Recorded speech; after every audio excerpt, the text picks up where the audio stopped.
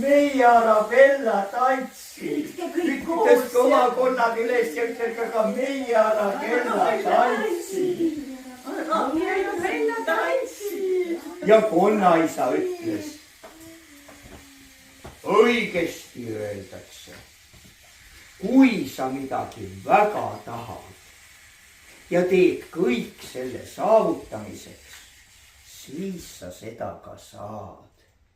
Ja konnaema ütles, kui sa väga tahad kellekski saada, siis teegi kõik selleks, et sinu unistused täituksid.